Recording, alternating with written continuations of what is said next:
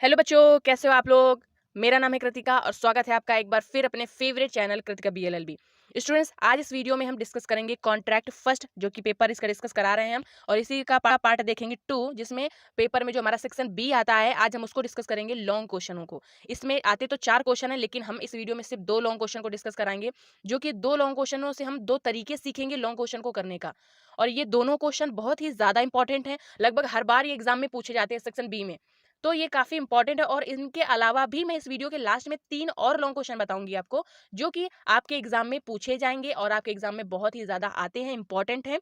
तो इस वीडियो को शुरू करने से पहले मैं आपको बता दूं कि इसका जो पार्ट 1 है, जिसमें मैंने शॉर्ट क्वेश्चनों को डिस्कस कराया है, आप उसको देख लीजिए, क्योंकि उसमें भी काफी इंपॉर्टेंट क्वेश्चन है और उसमें 50% क्वेश्चनों के चांसेस हैं कि आपके आने वाले एग्जाम में आ जाएं। उसकी लिंक मैं डिस्क्रिप्शन में दे दूंगी, आप वहां से देख सकते हो। अब हम इस वीडियो में देखेंगे लॉन्ग क्वेश्चन को। ओके, तो चलिए शुरू करते हैं अपना आज का वीडियो। स्टूडेंट्स, जैसा कि आप लोग देख रहे हो, अब हम डिस्कस करेंगे सेक्शन बी। सेक्शन बी में जो हमारा फर्स्ट क्वेश्चन है, प्रस्तावना। ये क्वेश्चन था, इसमें पूछा गया प्रस्तावना क्या है, प्रस्तावना की आवश्यकता तो बताइए, और प्रस्तावना तथा प्रस्ताव के लिए आमंत्रण में अंतर क्या है। ये जो आपका लॉन्ग क्वेश्चन है, बहुत ही ज्यादा इंपॉर्टेंट है। इसमें हम बहुत अच्छा तरीका देखेंगे लॉन्ग क्वेश्चन को करने का। अब ये क्या है, पहले अगर इस तरह से ये क्वेश्चन आपके एग्जाम में आ जाता है, तो बिल्कुल आप ऐसे ही लिख दोगे जैसे कि मैंने इसमें लिखा है। ओके, कि प्रस्ताव, अगर प्रस्तावना प्रस्ताव दोनों एक ही है, जिसको इंग्लिश में ऑफर बोला जाता है। ठीक है, अब प्रस्ताव क्या है, इसकी थोड़ी सी जनरल भाषा में डेफिनेशन लिख देंगे कि साधारण बोलचाल की भाषा में जब एक व्यक्ति दूसरे व्यक्ति के सामने अपनी इच्छा को व्यक्त करता है, तो उसे प्रस्ताव कहा जाता है। हम सभी जानते भी हैं कि जब कोई एक व्यक्ति किसी दूसरे के व्यक्ति के सामने अपनी इच्छा रखता है, प्रस्ताव रखता है, किसी काम को करने की प्रस्ताव रखता है, तो उसी को प्रस्ताव बोला जाता है। ओके, जब अपनी इच्छा किसी के सामने व्यक्त करता है, उसी को बोला जाता है प्रस्ताव। अब इसके बाद देखेंगे भारतीय संविधान अधिनियम जो 1872 का है, इसमें धारा 2 का में एक डेफिनेशन दी गई है प्रस्ताव की। आप इस तरह से कुछ इसकी डेफिनेशन लिख सकते हो कि जब एक व्यक्ति किसी कार्य को करने या करने से प्रवृत्ति रहने की इच्छा, ऐसे कार्य या प्रवृत्ति के लिए दूसरे व्यक्ति की अनुमति प्राप्त करने की दृष्टि से उस दूसरे व्यक्ति को प्रकट करता है, तब उसके बारे में यह कहा जाता है कि वह प्रस्तावना करता है। मीन्स, जब एक व्यक्ति किसी दूसरे व्यक्ति के सामने किसी कार्य को करने या ना करने की अपनी इच्छा को प्रकट करता है, तो यह माना जाता है कि उस व्यक्ति ने दूसरे व्यक्ति के सामने प्रस्ताव रखा है। ओके, अब इसमें जो व्यक्ति प्रस्ताव करता है, उसे क्या कहा जाता है, वचनदाता, और जो व्यक्ति प्रस्ताव को स्वीकार करता है, उसे वचन ग्राहिता कहा जाता है। ओके, अब इसका हम एक एग्जांपल देखेंगे। इस तरह से आप एक उदाहरण दे सकते हो इसका। अब बा से अपनी गाय आमुक मूल्य पर बेचने की अपनी इच्छा को इस दृष्टि से प्रकट करता है कि बा गाय खरीदने की अनुमति प्राप्त कर देगा। ठीक है, यहाँ यह कहा जाएगा कि आ ने बा से अमुक मूल्य पर गाय बेचने का प्रस्ताव किया है। ठीक है, आ ने बा से गाय बेचने का प्रस्ताव किया था। इस एग्जांपल से आप समझ सकते हो। अब इसके हम वैध प्रस्ताव की आवश्यक तत्व दे देंगे। ठीक है, आवश्यक तत्व तो लिखना बहुत ज्यादा जरूरी है। आप किससे लॉन्ग क्वेश्चन में, अगर शॉर्ट क्वेश्चन में तो इतना ज्यादा जरूरी नहीं होता, लेकिन फिर भी आप एक दो आवश्यक तत्व जरूर लिखिएगा। इससे एग्जामिनर के माइंड में ये क्लियर हो जाता है कि आपको इसकी डेफिनेशन क्लियर है। क्योंकि याद रखना, आप अगर पैराग्राफ में, आप लॉन्ग क्वेश्चन या कहीं भी आप पैराग्राफ में कोई डेफिनेशन लिखते हो कम से कम 5-6 लाइनों की, तो एग्जामिनर एक एक लाइन तुम्हारी पढ़ेगा नहीं। अगर उसी जो तुम्हारा डेफिनेशन है, उसी डेफिनेशन से आप कुछ उसके पॉइंट निकाल के बाहर नीचे लिख दोगे पॉइंट में, जैसे मैंने इसमें लिखा है आवश्यक तत्व, और हमने पहले वीडियो में देखा था संविदा की डेफिनेशन में मैंने इसी तरह से लिखा था। अगर आप आवश्यक तत्व लिख दोगे, तो एग्जामिनर के माइंड में ये क्लियर हो जाएगा कि आपको इसकी डेफिनेशन आती है। ठीक है, तो आप इसमें लिखोगे, और ये काफी जरूरी भी होती है। इसमें जो धारा 2 का में इसकी परिभाषा दी गई है, तो उसमें कुछ आवश्यक तत्व बताए गए हैं। कौन कौन से आवश्यक तत्व हैं, इस तरह से हम दे देंगे। पहला है कि एक व्यक्ति द्वारा दूसरे व्यक्ति के सामने इच्छा को व्यक्त किया जाना, यानी एक व्यक्ति के द्वारा दूसरे व्यक्ति के सामने इच्छा को व्यक्त किया जाना चाहिए। ठीक है, दूसरा क्या है, इच्छा कुछ करने या करने से प्रवृत्ति रहने की हो, यानी कुछ करने या ना करने की इच्छा होनी चाहिए। प्रवृत्ति का मतलब यहाँ ना करने से है। ठीक है, अब जो थर्ड पॉइंट है, व्यक्त इच्छा के प्रति दूसरे व्यक्ति की सहमति प्राप्त करने का आशय हो, यानी जो व्यक्ति इच्छा व्यक्त कर रहा है, तो उसका आशय ये होना चाहिए कि दूसरा व्यक्ति उसकी इच्छा को स्वीकार करे या स्वीकृति प्रदान करे, सहमति प्रदान करे। ठीक है, ये 3 इसके आवश्यक तत्व हैं। अब इसमें देखेंगे इच्छा को व्यक्त करने के तरीके, इच्छा को व्यक्त करने के तरीके भी हम लिख देंगे। इसमें पूछा नहीं गया, एग्जामिनर ने इसमें क्वेश्चन में पूछा नहीं है, लेकिन हम फिर भी दे देंगे, क्योंकि कभी कभी हम कुछ इंपॉर्टेंट चीजें लिख देते हैं, तो उससे हमारा आंसर और थोड़ा अच्छा लगने लगता है और काफी अच्छा दिखने लगता है। एग्जामिनर इन सब चीजों को काफी ध्यान में रखता है कि इसमें केसेस क्या दिए गए हैं, या इसमें पॉइंट कौन कौन से लिखे गए हैं, कौन कौन से इंपॉर्टेंट पॉइंट लिखे गए हैं। ठीक है, इसी वजह से आपके नंबर बढ़ते भी हैं। आप सिर्फ डेफिनेशन दे के आ जाओगे और इसमें अंतर बता दोगे, तो उससे आपको एग्जामिनर नंबर देगा, लेकिन बहुत अच्छे नंबर नहीं देगा उससे। ठीक है, आई होप आपको बात हमारी समझ आ गई हो। अब देखेंगे हम इच्छा को व्यक्त करने के तरीके। इच्छा को व्यक्त करने के 3 तरीके इसमें बताए गए हैं आपके, मौखिक, लिखित और विविक्षित। यानी मौखिक बोलकर जब कोई इच्छा व्यक्त की जाए, प्रस्ताव रखा जाए, लिखित लिख कर, और विविक्षित या आचरण के द्वारा, जब आचरण के द्वारा पता चले कि इसकी इच्छा ये है। ठीक है, अब हम देखेंगे प्रस्ताव तथा प्रस्ताव के लिए आमंत्रण। बहुत ही इंपॉर्टेंट, कभी-कभी ये शॉर्ट क्वेश्चन में आ जाता है, इसलिए आप इसको बहुत ध्यान से समझिएगा। प्रस्ताव की तरफ हम लिखेंगे कि प्रस्ताव किसी निश्चित बात को करने या ना करने के लिए किसी दूसरे व्यक्ति से इस आशय से किया जाता है कि उसको अनुमति प्राप्त हो जाए। यानी प्रस्ताव क्या होता है? जब कोई व्यक्ति किसी दूसरे व्यक्ति के सामने इस आशय से रखता है, अपना प्रस्ताव रखता है, अपनी इच्छा व्यक्त करता है कि दूसरा व्यक्ति उसको अनुमति दे दे, ठीक है? उसकी प्रस्ताव को स्वीकार कर ले। और जबकि अगर प्रस्ताव के लिए आमंत्रण में देखेंगे, तो प्रस्ताव के लिए आमंत्रण में प्रस्ताव करने हेतु आमंत्रित किया जाता है। इसमें प्रस्ताव करने के लिए आमंत्रण किया जाता है, आमंत्रित किया जाता है तथा यह इस आशय से की जाती है कि दूसरा व्यक्ति प्रस्ताव करे। प्रस्ताव के लिए आमंत्रण में खुद व्यक्ति प्रस्ताव करता नहीं है, बल्कि लोगों को जनता से उनको आमंत्रण देता है कि आप लोगों में से कोई हमसे प्रस्ताव करे। आई होप समझ में आ गया होगा आपका। अब नेक्स्ट जो हमारा है 2 नंबर, इसमें क्या लिखेंगे कि प्रस्ताव किसी निश्चित व्यक्ति को किया जाता है। प्रस्ताव जो है किसी निश्चित व्यक्ति को किया जाता है, जबकि प्रस्ताव के लिए आमंत्रण में क्या लिखेंगे? प्रस्ताव के लिए आमंत्रण निश्चित व्यक्ति को ना होकर के सर्वसाधारण के प्रति किया जाता है, यानी जनता से किया जाता है। बहुत सारी जनता के सामने प्रस्ताव के लिए आमंत्रण किया जाता है, और जबकि प्रस्ताव जो होता है किसी एक निश्चित व्यक्ति से किया जाता है। ठीक है? अब नेक्स्ट जो हमारा 3rd पॉइंट, प्रस्ताव यदि स्वीकार कर लिया जाता है, वैध संविदा का निर्माण होता है। अगर प्रस्ताव स्वीकार सपोज तुमने किसी के सामने प्रस्ताव किया, अगर उसने स्वीकार कर लिया तो क्या हो जाएगा? एक संविदा का निर्माण हो जाएगा। लेकिन प्रस्ताव के लिए आमंत्रण यदि स्वीकार कर लिया जाता है, तो वहाँ एक वैध संविदा का निर्माण नहीं होता है। अगर प्रस्ताव के लिए कोई आमंत्रण स्वीकार कर लेता है, तब वह दूसरा प्रस्ताव करता है तुमसे, ठीक है? अब 4 नंबर में हम क्या लिखेंगे? प्रस्ताव को व्यक्तियों के मध्य विधिक संबंध स्थापित करने के उद्देश्य से किया जाता है। जो प्रस्ताव है, व्यक्तियों के मध्य विधिक संबंध स्थापित करने के लिए किया जाता है, जबकि प्रस्ताव के लिए आमंत्रण में क्या है कि किसी से प्रस्ताव करवाने का आशय होता है। इसमें जब प्रस्ताव के लिए आमंत्रण किया जाता है, तो इसमें दूसरे से प्रस्ताव करवाने का आशय होता है। 5 पॉइंट में हम क्या लिखेंगे? प्रस्ताव की सूचना उस व्यक्ति को दी जानी आवश्यक है जिससे संविदात्मक संबंध स्थापित किया जाना है, ठीक है?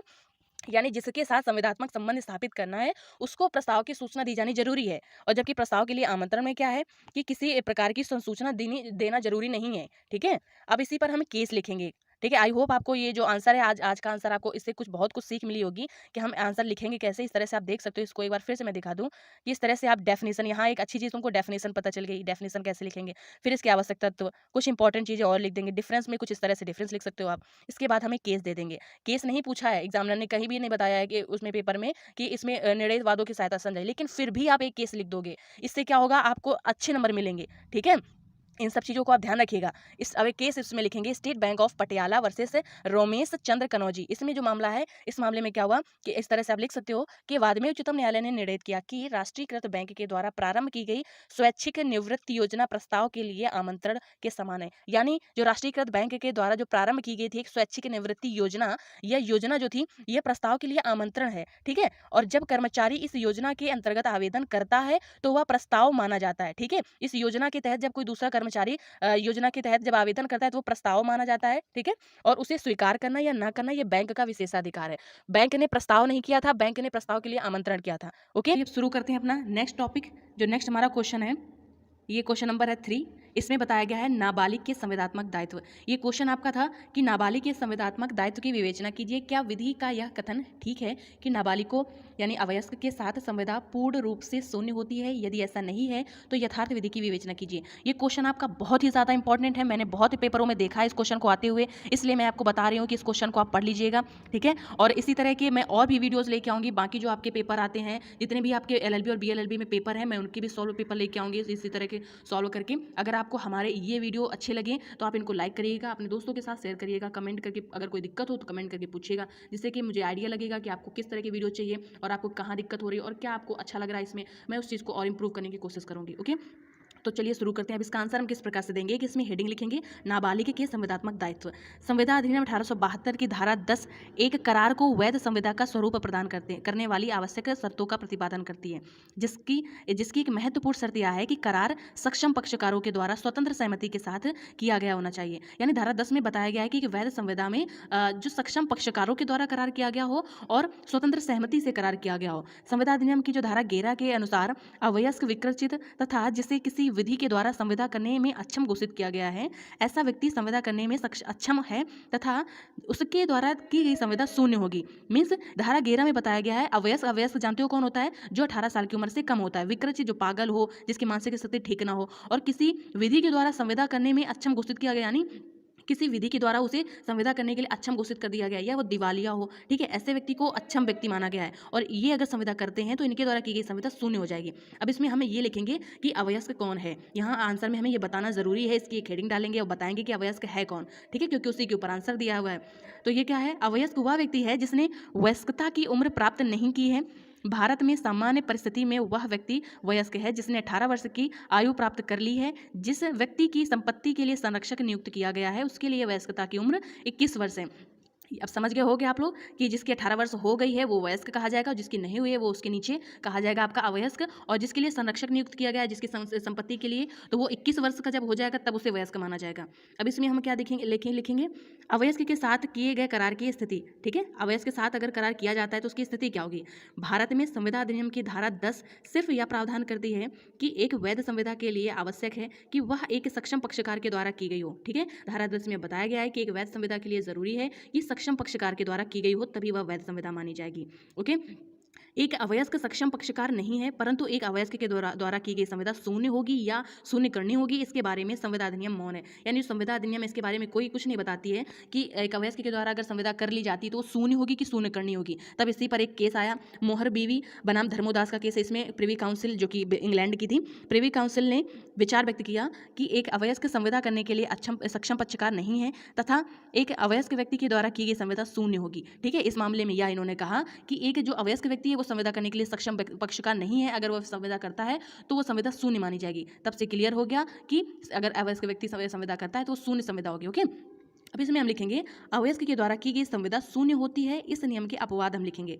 अवयस्क को संरक्षण प्रदान करने हेतु न्यायालय ने इस सामान्य नियम के अपवाद सृजित किए हैं। यानी एक अवयस्क को संरक्षण प्रदान करने के लिए न्यायालय ने इस सामान्य नियम के अपवाद सृजित किए हैं कि एक अवयस्क के द्वारा की गई संविदा शून्य होने के कारण यह माना जाता है कि अवयस्क के द्वारा संविदा का कोई अस्तित्व ही नहीं है। अब इसके अपवाद क्या है, क्योंकि संरक्षण अगर इसमें प्रिवी काउंसिल ने क्योंकि ये कह दिया था कि अवयस्क अगर संविदा करता है तो संविदा शून्य होगी, तो फिर इसका मतलब ये निकाला गया तब कि अवयस्क अगर संविदा करता है तो उसकी संविदा का कोई अस्तित्व ही नहीं है। लेकिन अब इस पर अवयस्क को संरक्षण देने के लिए जो उच्चतम न्यायालय ने इसके कुछ अपवाद बताए कि इन स्थिति में अगर अवयस्क संविदा करता है तो संविदा मानी जाएगी, वैध होगी, उसका अस्तित्व होगा, ठीक है। अभी अपवाद कौन कौन से इनको देख लेते हैं। फर्स्ट है कि यदि संविदा के अंतर्गत उत्पन्न दायित्वों को अवयस्क ने पूरा कर दिया है, ठीक है, अगर कोई संविदा किया है तो अवयस्क ने उन दायित्वों को पूरा कर दिया है तथा उसके द्वारा संविदा के अंतर्गत उसे जो कुछ करना था वह अवयस्क ने कर दिया है, तो अवयस्क को यह अधिकार है कि वह वयस्क पक्षकार को संविदा पूरा कराने के लिए बाध्य करे, परंतु यह स्मरणीय रहे कि वयस्क पक्षकार इस स्थिति में भी संविदा को पूरा करने के लिए अवयस्क को बाध्य नहीं कर सकता है, क्योंकि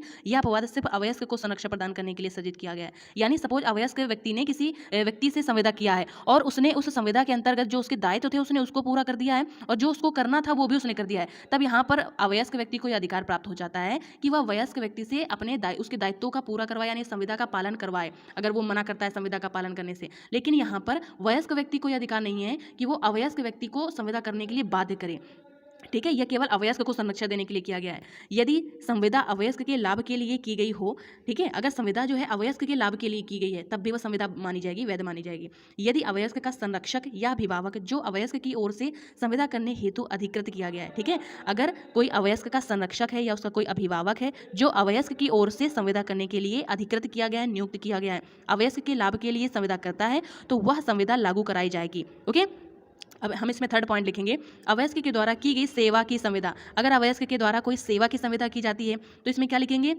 यदि एक अवयस्क ने सेवा नियोजन हेतु कोई संविदा की है तो इसके परिणाम के बारे में अंग्रेजी विधि तथा भारतीय विधि में अंतर है, ठीक है। क्या है कि अगर अवयस्क ने कोई नियोजन में कोई संविदा की है तो उसमें दोनों अंग्रेजी विधि और भारतीय विधि में अंतर है। इसके विषय में थोड़ा सा अंग्रेजी विधि में क्या बताया गया है, अंग्रेजी विधि में अवयस्क के द्वारा की गई सेवा की संविदा को लागू कराया जा सकता है और यह संविदा अवयस्क, ठीक है, यह संविदा वयस्क पर बाध्यकारी होगी, यानी अवयस्क पर बाध्यकारी होगी। और परंतु भारतीय विधि के उक्त नियम का अपवाद भारतीय प्रशिक्षण अधिनियम 1850 में किया गया है। इसके अनुसार यदि एक अवयस्क के संरक्षक ने अवयस्क की ओर से कोई प्रशिक्षु हेतु संविदा की है तो वह अवयस्क पर बाध्य होगी, ठीक है। अब इस पे हम जैसे कि आपसे बताया था हमने कि लास्ट में हम 3 क्वेश्चन बताएंगे जो कि आपके सेक्शन बी में ही इंपॉर्टेंट होंगे। आपको टोटल ये 5 क्वेश्चन हो जाएंगे। इन 5 क्वेश्चनों को आप पढ़ लेना अच्छे से, ठीक है? क्योंकि मैं हर जो लॉन्ग क्वेश्चन है, मैं इसका पूरा सिलेबस तो कवर नहीं करा सकती कॉन्ट्रैक्ट का, लेकिन मैं कुछ आपको इंपॉर्टेंट क्वेश्चन जरूर बता दूंगी, जिससे कि आप पढ़ लोगे अगर, तो आपके एग्जाम में ये आ जाएंगे, आप अच्छे से कर लोगे, आपका पेपर अच्छा हो जाएगा, ठीक है? तो जो पहला आपका जो इसके अलावा जो है, तो ये क्वेश्चन है आपका करार के ऊपर। करार से रिलेटेड काफ़ी लॉन्ग क्वेश्चन पूछे जाते हैं, जिसमें एक ये बहुत मैंने देखा है कि ये क्वेश्चन है, सभी संविदाएं करार होती हैं परंतु सभी करार संविदा नहीं होते हैं। ये क्वेश्चन आपका बहुत ज़्यादा इंपॉर्टेंट है, ये मैंने बहुत ज़्यादा पेपर में देखा है। तो इसके अलावा थर्ड आपका यही होगा कि करार से रिलेटेड कोई ना कोई क्वेश्चन जरूर आता है, या इस तरह से पूछ लिया जाता है कि करार को परिभाषित कीजिए, एक करार को विधि के द्वारा परिवर्तनीय करार बनाने हेतु आवश्यक तत्वों का वर्णन करिए, ठीक है? या पूछ लिया विधि द्वारा परिवर्तनीय करार संविदा है, इसको आपको एक्सप्लेन करना होगा, इसकी आवश्यक शर्तों को बताना होगा। तो करार वाला बहुत इंपॉर्टेंट क्वेश्चन है। इसके अलावा इसको नोट कर लीजिए, आप कॉपी पेन ले लीजिए, इसको नोट कर लीजिए, ठीक है? अब नेक्स्ट जो हमारा क्वेश्चन है प्रतिफल, प्रतिफल से आप क्या समझते हैं? भूतकालिक प्रतिफल एक वैध प्रतिफल है, उदाहरण से बताइए। या इस तरह से पूछ लिया जाए कि प्रतिफल के आवश्यक तत्वों को समझाइए, प्रतिफल के अभाव में करार शून्य होगा। ये भी बहुत ज़्यादा इंपॉर्टेंट है, आप पेन कॉपी से लेकर बैठिए, उसको नोट कर लीजिए। बहुत इंपॉर्टेंट क्वेश्चन है ये, आपके एग्जाम में ज़्यादा चांसेस हैं इसके भी आने के। टोटल 4 क्वेश्चन हो गए। अब लास्ट क्वेश्चन जो है आपका, जो एग्जाम में बहुत पूछा जाता है, वो है आपका कि कभी कभी पूछ लिया जाता है, ये जो धारा 11 में जो कुछ स्वतंत्र सहमति के जो आवश्यक कुछ तत्व दिए गए, यानी भूल, कपट, मिथ्या व्यपदेशन और असमय का सर, जो इनके बारे में बताया गया है, तो इनसे कभी कभी आ जाता है। कभी कभी पूछ लिया जाता है कि स्वतंत्र सहमति क्या है और इसके आवश्यक तत्व क्या है, ठीक है? और कभी कभी पूछ लिया जाता है सहमति क्या है, या मिथ्या व्यपदेशन के बारे में पूछ लिया जाए, या कपट, या कभी कभी इन पॉइंट को डिस्कस कराने के लिए पूछ दिया जाता है, उदाहरण से डिस्कस कराइए। इस तरह से इससे रिलेटेड कोई ना कोई क्वेश्चन जरूर आता है, ओके? और एक जो हमारा है संविदा, इसको बताना मैं भूल गई कि संविदा भी बहुत इंपॉर्टेंट क्वेश्चन है। ये पूछ लिया जाता है संविदा से आप क्या समझते हैं, और संविदा की परिभाषा दीजिए, या संविदा शून्यकर्णी संविदा और शून्य संविदा में अंतर क्या है, ठीक है? या संविदा का विकास प्रकृति, ये बहुत ज़्यादा इंपॉर्टेंट क्वेश्चन है। आप इन क्वेश्चनों को बहुत ध्यान से इनको लिखिएगा, बहुत ध्यान से इसको पढ़िएगा, और मैं उम्मीद करती हूँ कि अगर आप इनको पढ़ लोगे तो आपके एग्जाम में कोई ना कोई क्वेश्चन इसी से रिपीट हो जाएगा, ओके? तो आज इस वीडियो में बस इतना ही, फिर मिलते हैं नेक्स्ट वीडियो।